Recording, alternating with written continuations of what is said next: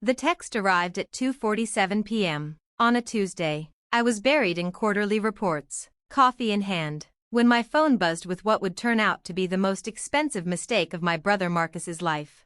"Hey sis, hope you don't mind. I sold your Honda for $5,000. You never drive it anyway, and I really needed the cash. Thanks for understanding, smiley face." For 30 seconds I just stared, rereading the words. Then I set my coffee down carefully and leaned back, watching the skyline. Marcus thought he'd sold my old Honda. In reality, he had just stolen and offloaded a 2019 McLaren 720S Spider, registered not to me, but to Apex Capital Management, the investment firm I'd built into a $4.2 billion empire. Value, $347,000. I typed a single word back, interesting, then buzzed my assistant. "Get David Chin from legal. Cancel my 4 o'clock. This takes priority." Within minutes, the registration documents glowed on my screen. Apex was listed as the owner. I was the authorized driver, which meant Marcus hadn't just pawned my car, he had committed federal grand theft auto. The phone rang. "David," I said, "listen carefully. My brother just informed me, by text, that he sold company vehicle VIN Sajad 4GX5CN01234 for $5,000. A long pause. "Then, the McLaren? Sophie, that's a $350,000 corporate asset. We're talking felony theft." "I know. What's our protocol?" "By law, theft over $100,000 must be reported within 24 hours. The FBI will handle it." I looked again at Marcus's cheerful message, emoji and all. "File the report," I said. "Attach the text as evidence. Request immediate action before the car leaves jurisdiction."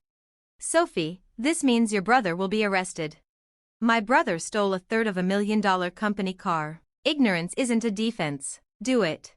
When I hung up, silence filled my office. Marcus still thought I was his modest older sister with a boring finance job. He had no idea I was Sophie Chin, CEO of Apex Capital Management, or that the Honda he'd just sold for gambling money would bring federal agents to his door.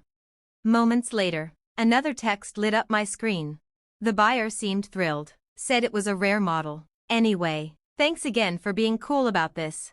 I barely had time to roll my eyes before Sarah buzzed again.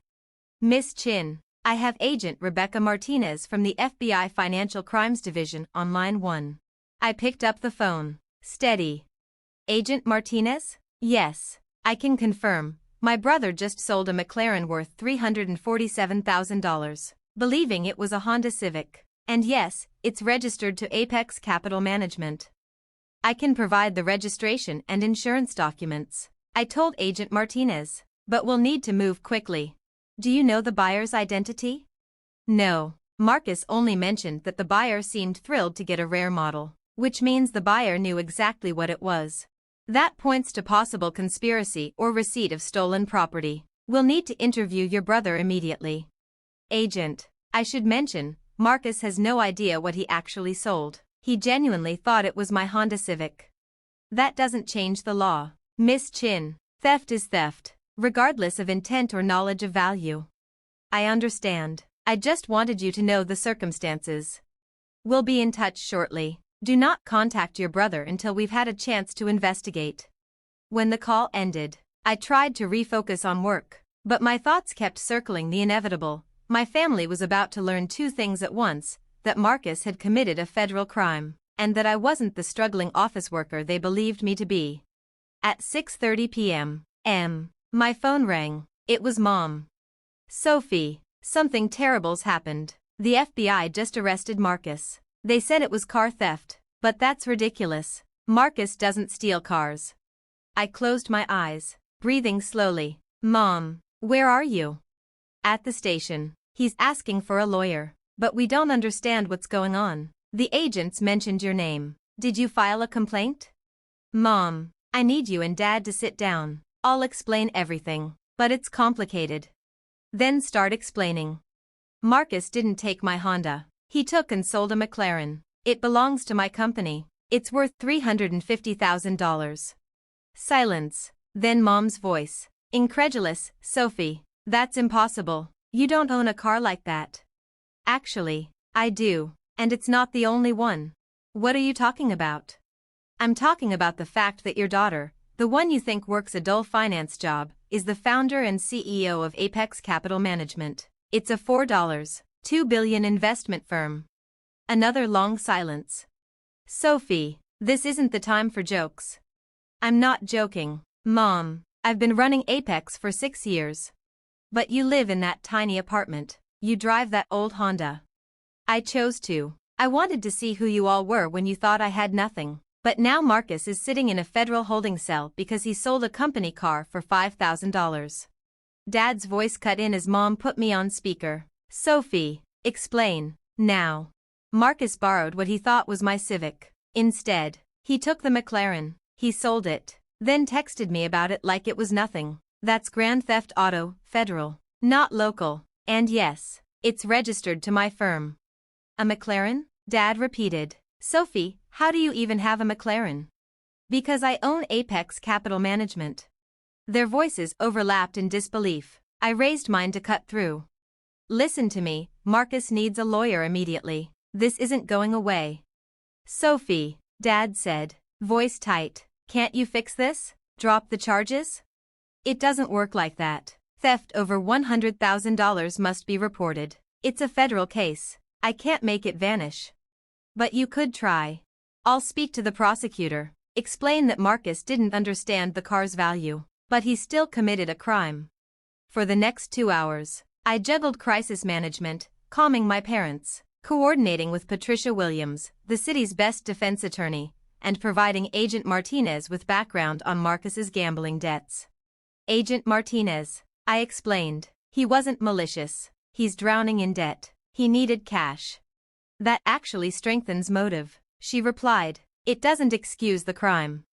I know, but it proves he had no idea what he was selling. No one knowingly unloads a $350,000 McLaren for $5,000. We'll take that into account. The next morning, Patricia called.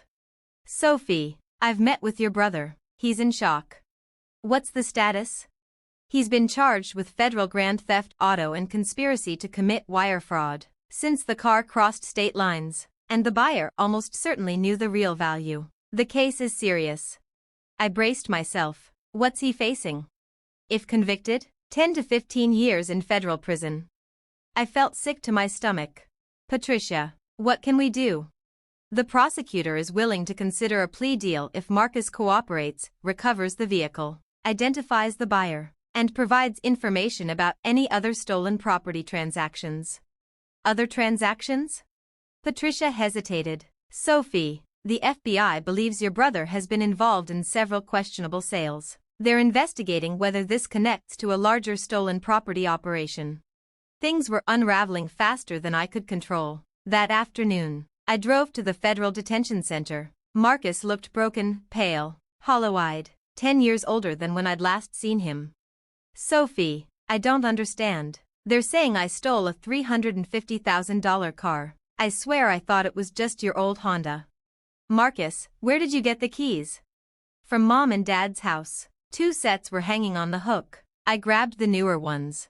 The newer ones were for the McLaren. Why did I have it at Mom and Dad's? Because I drove it to dinner that night. I leaned closer to the glass. Marcus, I own more than one car.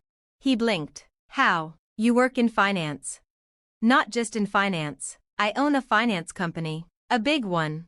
For the next 30 minutes, I laid out the truth. Apex Capital Management. The empire I'd built. The $4.2 billion valuation. Marcus's face shifted from disbelief to awe to horror as the weight of what he'd done sank in.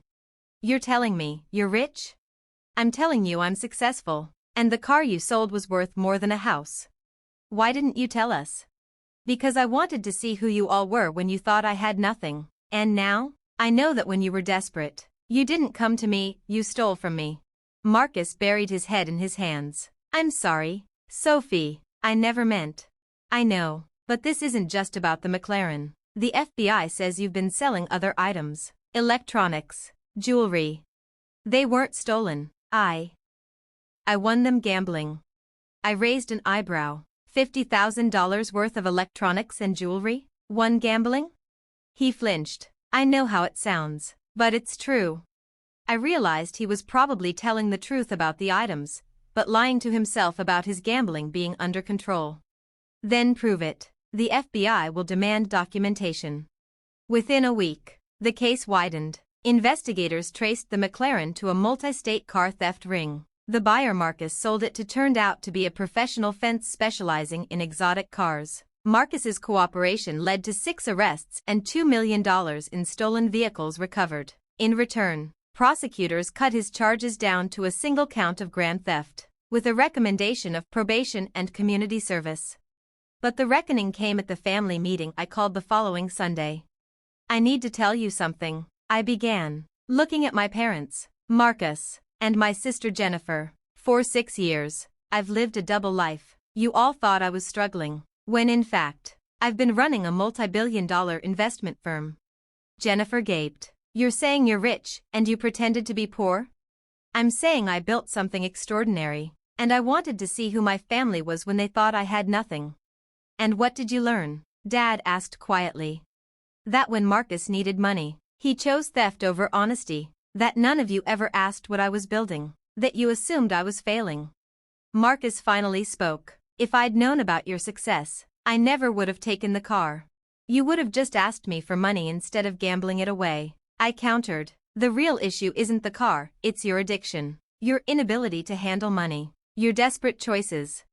What followed was raw and painful. Marcus confessed to $80,000 in gambling debt. Jennifer admitted she'd been secretly loaning him money. My parents confessed they'd been worried about me, convinced I was underachieving. "The irony," I said, "is that you worried about the wrong child." Mom's voice was soft. "We're proud of your success, but it hurts you didn't trust us with the truth." "The truth," I said, "is that I built something incredible while you all assumed I had nothing, and when Marcus was desperate, he didn't trust me enough to ask. He took instead." 6 months later, Marcus completed his community service and joined Gamblers Anonymous. I offered him a junior analyst job at Apex, with one condition: one slip into gambling, and he was gone. The McLaren was recovered, battered from a police chase, but salvageable. My family finally knew who I really was. I traded the modest apartment for a penthouse, and the Civic for the cars I actually owned. A year later, Marcus called me. "Sophie, will you ever forgive me?" "I forgave you the day it happened, but forgiveness isn't forgetting. It's giving you a chance to prove you can be better." "Have I proved it?" "You've been clean for a year. You're working hard. You're paying debts. That's what matters." "Thank you," he whispered, "for not giving up on me. That's what family does. Real family doesn't give up, but real family also doesn't steal from each other." The experience taught me something none of my billions ever could. My family had always loved me, but respect only came when they saw who I truly was. Marcus learned actions have consequences. My parents learned appearances can lie. And I learned that sometimes the most expensive lesson isn't the one you pay for, it's the one you teach.